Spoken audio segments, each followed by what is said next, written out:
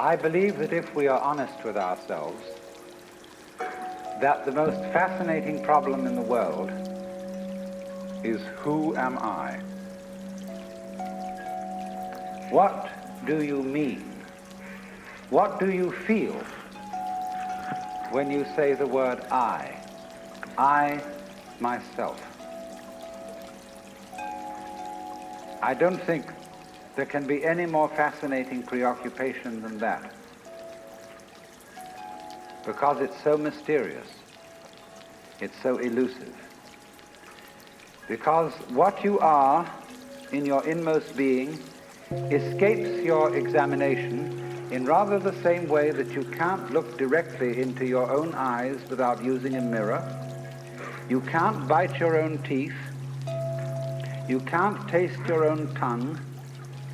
And you can't touch the tip of this finger with the tip of this finger. And that's why there's always an element of profound mystery in the problem of who we are. This problem has fascinated me for many years, and I've made many inquiries. What do you mean by the word I? And there is a certain consensus about this, a certain agreement, especially among people who live in Western civilization. Most of us feel I, ego, myself, my source of consciousness, to be a center of awareness and of a source of action that resides in the middle of a bag of skin. And so we have what I have called the conception of ourselves as a skin-encapsulated ego. Now, it's very funny how we use the word I. If we just refer to common speech, we are not accustomed to say, I am a body. We rather say, I have a body. We don't say, I beat my heart, in the same way as we say, I walk, I think, I talk. We feel that our heart beats itself, and that has nothing very much to do with I. In other words, we don't regard I myself as identical with our whole physical organism. We regard it as something inside it. And most Western people locate their ego inside their heads. You are somewhere between your eyes and between your ears, and the rest of you dangles from that point of reference. It is not so in other cultures. When a Chinese or Japanese person wants to locate the center of himself, he points here, not here. Here to what Japanese call the kokoro, or the Chinese call shin, the heart, mind. Some people also locate themselves in the solar plexus. But by and large, we locate ourselves behind the eyes and somewhere between the ears, as if within the dome of the skull there was some sort of arrangement such as there is at the SAC headquarters in Denver, where there are men in great rooms surrounded with radar screens and all sorts of things, and earphones on, watching all the movements of planes all over the world. So in the same way, we have really the idea of ourselves as a little man inside our heads who has earphones on, which bring messages from the ears, and who has a television set in front of him, which brings messages from the eyes, and all sorts of electrode things are all over his body, giving him signals from the hands and so on, and he has a panel in front of him with buttons and dials and things, and so he more or less controls the body. But he isn't the same as the body, because I am in charge of what are called the voluntary actions. and what are called involuntary actions of the body, they happen to me. I am pushed around by them, but to some extent also I can push my body around. This, I have concluded, is the ordinary, average conception of what is oneself. And look at the way children, influenced by our cultural environment, ask questions. Mummy, who would I have been if my father had been someone else? You see, the child gets the idea from our culture that the father and mother gave him a body into which he was popped at some moment. Whether it was conception or whether it was parturition is a little bit vague.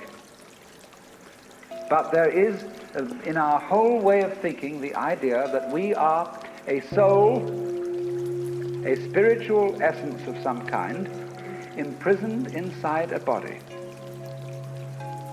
And that we look out upon a world that is foreign to us. In the words of the poet Houseman, I, a stranger and afraid, in a world I never made. And so therefore we speak of confronting reality, facing the facts. We speak of coming into this world. And this whole sensation that we are brought up to have of being an island of consciousness locked up in a bag of skin, facing outside us a world that is profoundly alien to us in the sense that what is outside me is not me. This sets up a fundamental sensation of hostility and estrangement between ourselves and the so-called external world. And therefore, we go on to talk about the conquest of nature, the conquest of space, and view ourselves in a kind of battle array towards the world outside us. I shall have much more to say about that in the second lecture. But in the first now, I want to examine the strange feeling of being an isolated self. Now actually, it is absolutely absurd to say that we came into this world. We didn't. We came out of it. What do you think you are? Supposing this world is a tree. Are you leaves on its branches, or are you a bunch of birds that settled on a dead old tree from somewhere else? Surely, everything that we know about living organisms from the standpoint of the sciences shows us that we grow out of this world, that we, each one of us, are what you might call symptoms of the state of the universe as a whole. But you see, that is not part of our common sense. Western man has for many centuries been under the influence of two great myths. When I use the word myth, I don't necessarily mean falsehood. To me, the word myth signifies a great idea in terms of which man tries to make sense of the world. It may be an idea, it may be an image. Now, the two images which have most profoundly influenced Western man are, number one, the image of the world as an artifact, like a carpenter's table or a jar made by a potter. Indeed, in the book of Genesis, there comes the idea that man was originally a clay figurine made out of the earth by the Lord God, who then breathed into this clay figurine and gave it life. And the whole of Western thought is profoundly influenced through and through and through by the idea that all things, all events, all people, all mountains, all stars, all flowers, all grasshoppers, all worms, everything are artifacts. They have been made. And it is therefore natural for a Western child to say to its mother, "How was I made?" That would be quite an unnatural question for a Chinese child, because the Chinese do not think of nature as something made. They look upon it as something that grows, and the two processes are quite different. When you make something, you put it together, you assemble parts, or you carve an image out of wood or stone, working from the outside to the inside. But when you watch something grow, it works in an entirely different way. It doesn't assemble parts. It expands from within and gradually complicates itself, expanding outwards, like a bud blossoming, like a seed turning into a plant. But behind our whole thought in the West is the idea that the world is an artifact, that it is put together by a celestial architect, carpenter, and artist, who therefore knows how it was done. When I was a little boy, and I asked many questions which my mother couldn't answer, she used to resort in desperation to saying, "My dear, there are some things that we are not meant to know." And I said, "Well, will we ever find out?" And she said, "Yes, when we die and we go to heaven, it will all be made clear."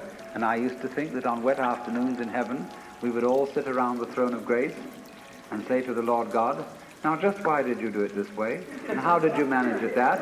And he would explain it and make it all very clear. All questions would be answered. Because as we have popularly, in popular theology, understood the Lord God, he is the mastermind who knows everything. And if you ask the Lord God exactly how high is Mount Whitney, nearest millimeter, he would know exactly like that and would tell you. Any question, the Cosmic Encyclopedia Britannica.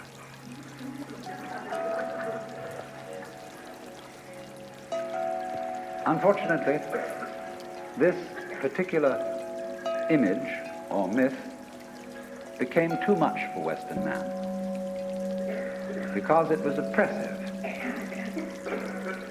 to feel that you are known through and through and watched all the time by an infinitely just judge. I have a friend, a very enlightened woman. She's a Catholic convert, but a very enlightened Catholic. And in her bathroom, she has on the pipe that connects the tank with the toilet seat a little framed picture of an eye. And underneath in Gothic letters is written, "Thou God seest me." Everywhere is this eye watching, and judging you, so that you always feel you're never really by yourself. But the old gentleman is observing you and writing notes in his black book. And this became too much for the West. It became oppressive. They had to get rid of it. And so instead, we got another myth, the myth of the purely mechanical universe. This was invented at the end of the 18th century. It became increasingly fashionable throughout the course of the 19th century and well into the 20th century, so that it is today's common sense. Very few people today really believe in God in the old sense. They say they do, but they really hope there is a God. They don't really have faith in God. They fervently wish that there was one and feel that they ought to believe that there is. But the idea of the universe being ruled by that marvelous old gentleman is no longer plausible. It isn't that anybody's disproved it, but it just somehow doesn't go with the vast infinitude of galaxies and the immense light-year distances between them and so on.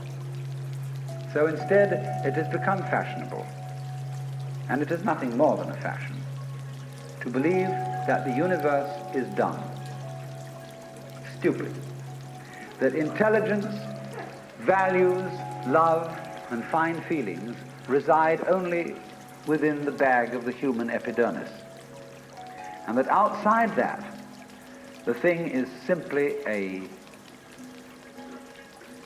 kind of a chaotic, stupid interaction of blind forces. Courtesy of Dr. Freud, for example, biological life is based on something called libido, which was a very, very loaded word. Blind, ruthless, uncomprehending lust. That's the foundation of the human unconscious. And similarly to thinkers like of the 19th century, like Ernst Haeckel, even Darwin, T.H. Huxley, and so on, there was this notion that at the root of being is an energy. And this energy is blind. This energy is just energy. And it's utterly and totally stupid. And our intelligence is an unfortunate accident. By some weird freak of evolution, we came to be these feeling and rational beings, more or less rational. And this is a ghastly mistake, because here we are in a universe that has nothing in common with us, doesn't share our feelings, has no real interest in us. We're just a sort of cosmic fluke. And therefore, the only hope for mankind is to beat this irrational universe into submission and conquer it and master it. Now, all this is perfectly idiotic. If you would think that the idea of the universe as being the creation of a benevolent old gentleman, although he's not so benevolent, he takes a sort of, this hurts me more than it's going to hurt you sort of attitude to things. You can have that on the one hand, and if that becomes uncomfortable, you can exchange it for its opposite, the idea that the ultimate reality doesn't have any intelligence at all. At least that gets rid of the old bogey in the sky, in exchange for a picture of the world that is completely stupid. Now, these ideas don't make any sense, especially the last one, because you cannot get an intelligent organism, such as a human being, out of an unintelligent universe. The saying in the New Testament that figs do not grow on thistles nor grapes on thorns applies equally to the world. You do not find an intelligent organism living in an unintelligent environment. Look, here is a tree in the garden, and every summer it produces apples. And we call it an apple tree, because the tree apples. That's what it does. All right. Now here is a solar system inside a galaxy. And one of the peculiarities of this solar system is that at least on the planet Earth, the thing peoples. In just the same way that an apple tree apples. Now maybe 2 million years ago, somebody came from another galaxy in a flying saucer and had a look at this solar system, and they looked it over and shrugged their shoulders and said, just a bunch of rocks, and they went away. Later on, maybe 2 million years later, they came around and they looked at it again, and they said, excuse me, we thought it was a bunch of rocks, but it's peopling. And it's alive. After all, it has done something intelligent. Because you see, we grow out of this world in exactly the same way that the apples grow on the apple tree. If evolution means anything, it means that. But you see, we curiously twist it. We say, well, first of all, in the beginning, there was nothing but gas and rock. And then intelligence happened to arise in it, you know, like a sort of fungus or slime on the top of the whole thing. But we're thinking in a way, you see, that disconnects the intelligence from the rocks. Where there are rocks, watch out. Watch out, because the rocks are going eventually to come alive. Where there are rocks, watch out. Watch out, because the rocks are going eventually to come alive. And they're going to have people crawling over them. It's only a matter of time. Just in the same way as the seed, the acorn, is eventually going to turn into the oak, because it has the potentiality of that within it. Rocks are not dead. You see, it depends on what kind of attitude you want to take to the world. If you want to put the world down, you say, oh, well, fundamentally it's only just a lot of geology. It's the stupidity. And it so happens that a kind of a freak comes up in it which we call consciousness. And that's an attitude that you take when you want to prove to people that you're a tough guy, that you're realistic, that you face facts, and that you don't indulge in wishful thinking. It's just a matter of role-playing. And you must be aware of these things. They are fashions in the intellectual world. On the other hand, if you feel warm-hearted towards the universe, you put it up instead of putting it down, and you say about rocks, they're really conscious, but a very primitive form of consciousness. Because after all, when I take even this crystal here, which is glass, and go, well, it makes a noise. And that response, that resonance, is an extremely primitive form of consciousness.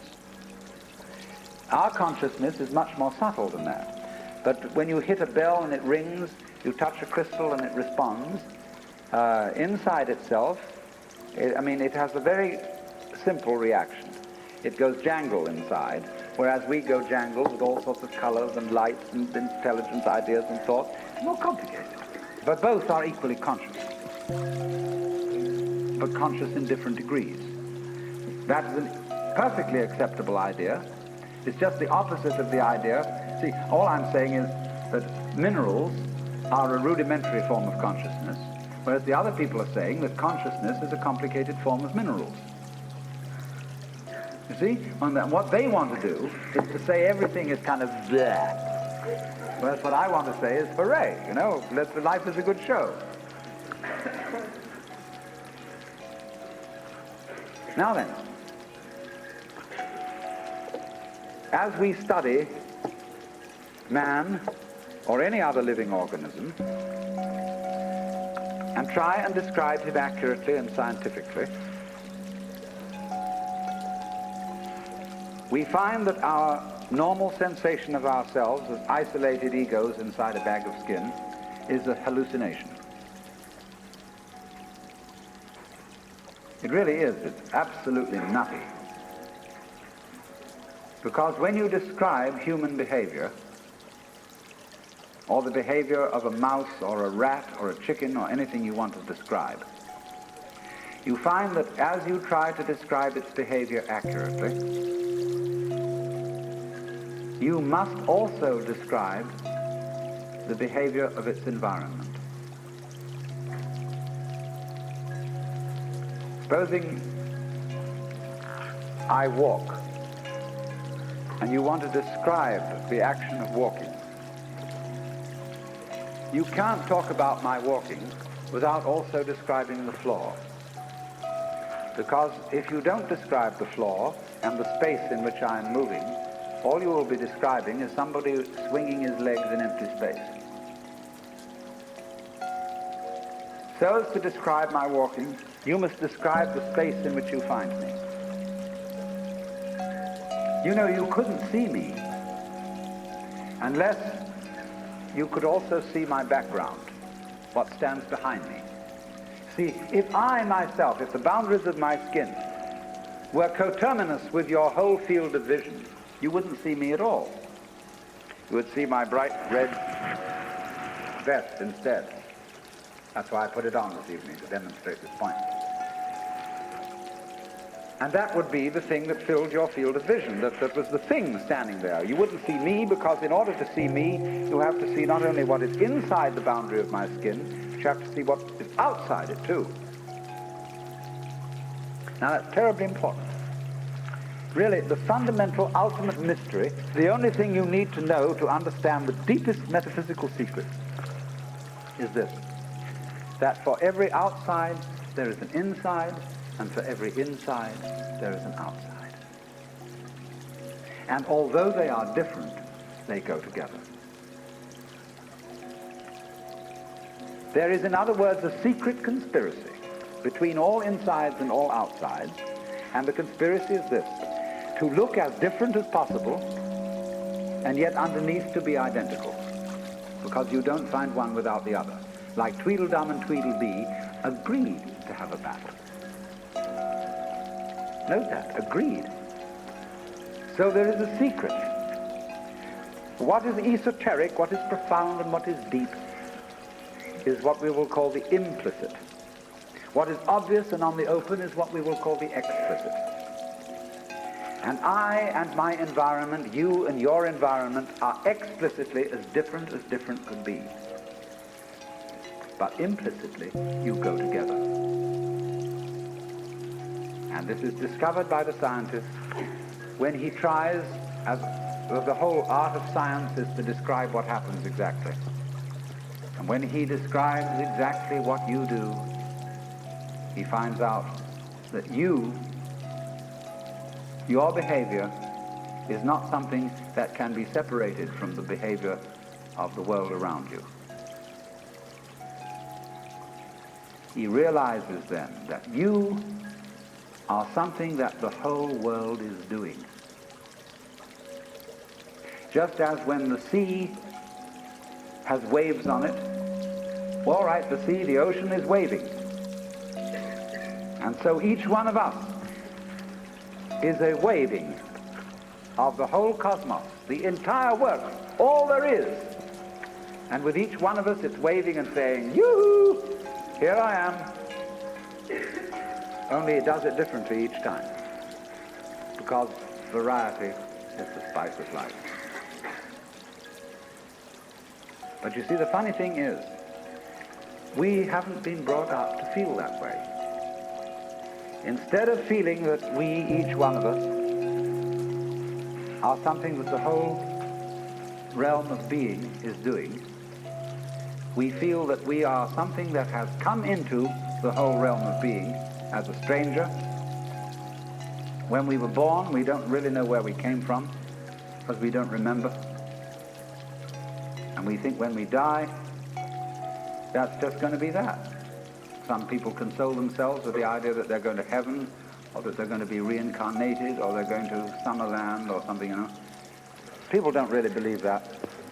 But for most people it's plausible. The real thing that haunts them is that when they die, they're going to sleep and never going to wake up. They're going to be locked up in the safe deposit box of darkness forever. But that all depends, you see, upon a false notion of what is oneself. Now, the reason why we have this false notion of ourselves is, as far as I can understand it, that we have specialized in one particular kind of consciousness. Being very general and rough, we have two kinds of consciousness. One I will call the spotlight, and the other the floodlight. The spotlight is what we call conscious attention. And that is trained into us from childhood as the most valuable form of consciousness. And the teacher in class says, "Pay attention." Everybody stares and looks fast at the teacher like that. That's spotlight consciousness. Fixing your mind on one thing at a time. Concentrate. And even though you may not be able to have a very long attention span, nevertheless you concentrate. You use your spotlight, one thing after another, one thing after another, flip, flip, flip, flip, flip, flip, flip, flip, like that. But we also have another kind of consciousness, which I'll call the floodlight. For example, you can drive your car for several miles with a friend sitting next to you, and your spotlight consciousness will be completely absorbed in talking to your friend. Nevertheless, your floodlight consciousness will manage the driving of the car, will notice all the stoplights, the other idiots on the road, and so on, and you'll get there safely, without even thinking about it. But our culture has taught us to specialize in spotlight consciousness and to identify ourselves with that form of consciousness alone. I am my spotlight consciousness. My conscious attention, that is my ego, that is me. And very largely we ignore the floodlight. Now the floodlight consciousness is working all the time.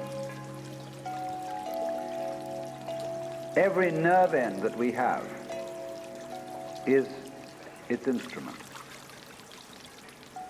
You know, you can go out to luncheon or something and you sit next to Mrs. So-and-so, and you go home and your wife says to you, "Was Mrs. So-and-so there?" "Yes, I sat next to her." "Well, what was she wearing?" "I haven't the faintest idea." You saw, but you didn't notice.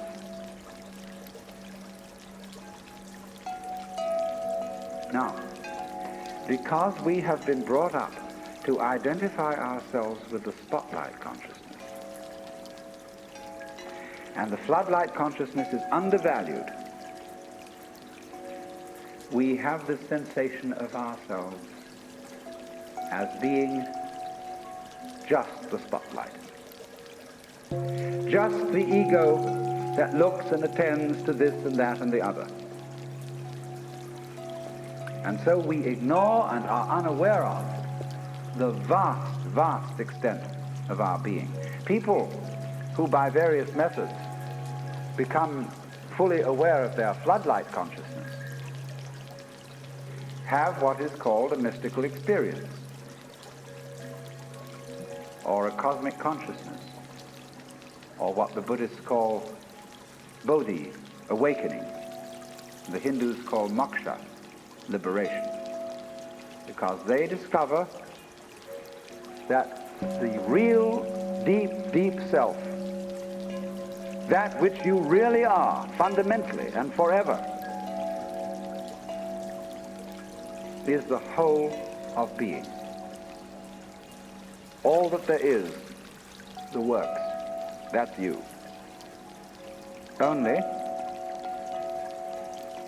that universal self that is you has the capacity to focus itself at ever so many different here and nows. So when you use the word I, this, as William James said, is really a word of position, like this or here. Just as a sun or star has many rays, so the whole cosmos expresses itself in you, in you, in you, in you, in you, with all the different variations. It plays games. It plays the John Doe game, the Mary Smith game. It plays the beetle game, the butterfly game, the bird game, the pigeon game, the fish game, the star game. Just like these are games that differ from each other, just like backgammon, whist, bridge, poker, pinochle, or like waltz, mazurka, minuet, and so on. It dances with infinite variety. But every single dance that it does, that is to say, you is what the whole thing is doing. But you see, we forget it. We don't know. We've been brought up in a special way so that we are unaware of the connection, unaware that each one of us is the works, playing it this way for a while. And so we have been taught to dread death, as if that were the end of the show. It won't happen anymore. And therefore to be afraid of all the things that might bring about death, pain, sickness, suffering. And if you don't know, you see, if you're not really vividly aware of the fact that you are basically the works, you have no real joy in life. You're just a bundle of anxiety mixed up with guilt. Because you see, when we bring children into the world, we play awful games with them. Instead of saying, how do you do? Welcome to the human race. Now, my dear, we are playing some very complicated games. And these are the rules of the game we're playing. I want you to understand them, and then you learn them, and then when you get a little bit older, you may be able to think up some better rules. Instead of being quite direct with our children, instead we say, you're here on probation, you understand that? And maybe when you grow up a bit, you'll be acceptable. But until then, you should be seen and not heard. You're a mess. And you've got to be educated and schooled and whipped until you're human. So that these attitudes which are inculcated into us in infancy go on into old age. The way you start out is liable to be the way you finish. So people going around fundamentally feeling that they don't belong. Because their parents said to them in the first place, look, you don't really belong here. You're here on sufferance. You're on probation. You're not a human being yet. And people feel this right on into old age. And so they figure that the universe is presided over by this awful kind of God the Father parent, who, yes, has our best interest at heart, is loving, but who spares the rod, spoils the child. Whom the Lord loveth, he chasteneth. So everybody's sort of, when's it going to hit next? So don't feel that they belong. So we get this ghastly, what I call Christian ego, a little bit Jewish too,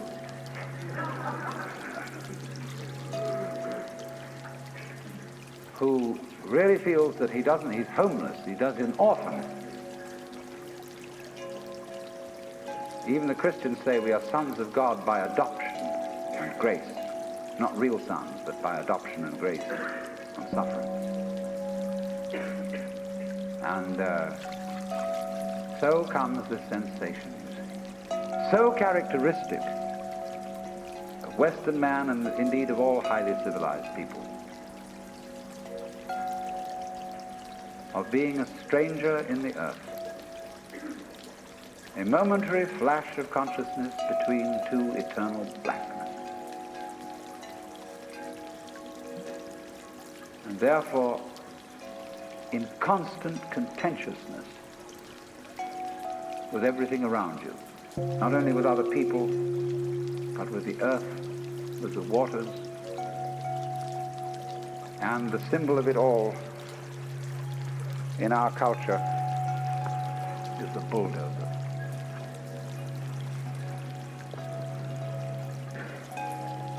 Where I live, aboard a ferry boat, there is opposite us, across the water, or was opposite to us, some lovely hills.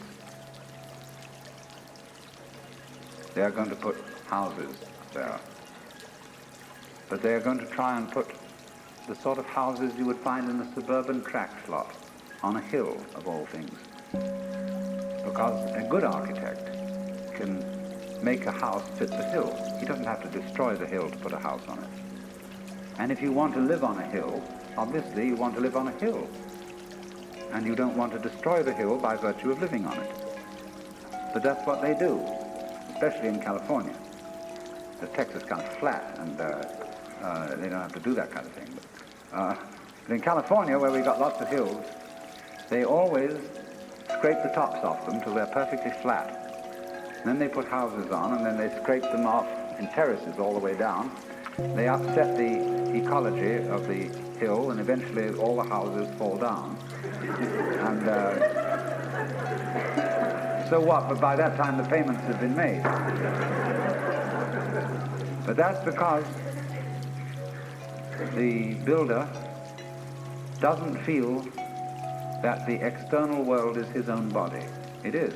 The external world is your own body extended. So he, instead of going up to the hill and saying, "Good afternoon, I very much want to live here, and I would like to know what kind of house you would like to have built on you." An intelligent architect always does that. Instead of that, he has a prejudice about what kind of a house is a house. And he has to make the hill submit to this prejudice. So he has to ruin the hill and get rid of it, pretty much, and put the house on it. He's absolutely out of his mind. And he's out of his mind because he doesn't realize that the external world is his body. When he realizes that, he'll get his mind back.